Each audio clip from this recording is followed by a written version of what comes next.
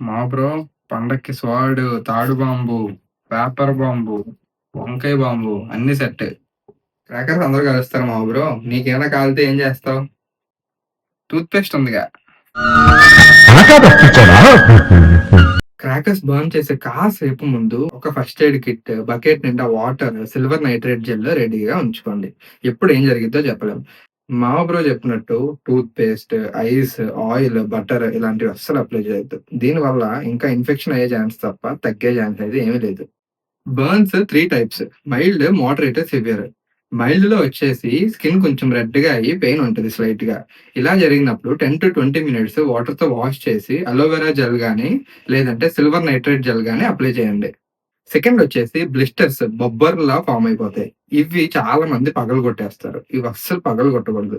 ఇలా జరిగినప్పుడు జెంటిల్‌గా వాటర్‌తో వాష్ చేసి, డ్రై క్లీన్ క్లాత్‌తో వ్రాప్ చేసుకొని డాక్టర్‌ని విజిట్ చేయండి. థర్డ్‌ది కొంచెం severe.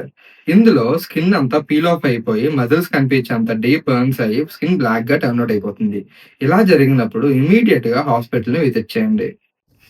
Let's make this Diwali injury free. Happy Diwali!